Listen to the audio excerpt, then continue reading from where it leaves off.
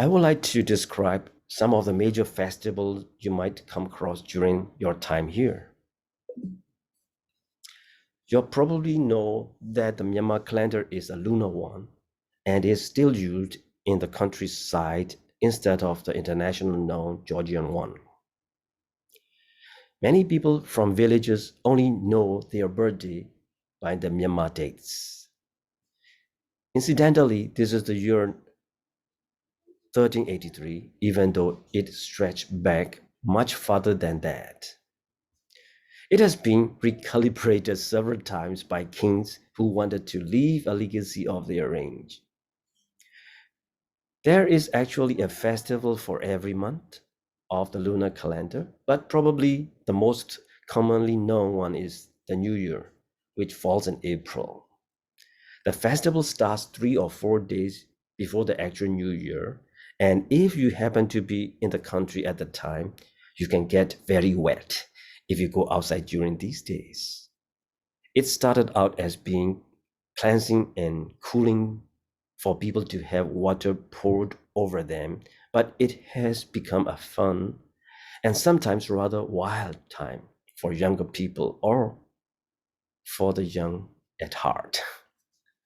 I would recommend you to experience it at least secondhand by going around in a closed car to see the fun. People usually don't waste water on wild sport who will not let their windows down to be soaked. Many communities will offer free meals, usually a cooling sagur in coconut dessert, or it can be mohinga or even biryani. The Myanmar staff and colleagues at your offices will also celebrate before the holiday. Mostly, they collect money amongst themselves to provide food for their colleagues in other departments, as well as their own staff, if it is in the company premises.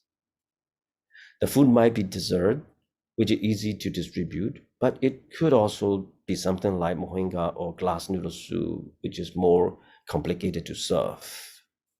The custom is repeated among neighbors in the Myanmar communities in town as well. Some staff might go around with a bowl of scented water and use a Eugenian sprig to sprinkle water on senior staff and on each other. It is expected that people will submit to this graciously, so it would be a good idea to be wearing something that will not be ruined because of the contact with water. You might hear screams of shock when ice water is used. It is partly fun, but also it is the symbolic gesture of washing away the ills of the past year.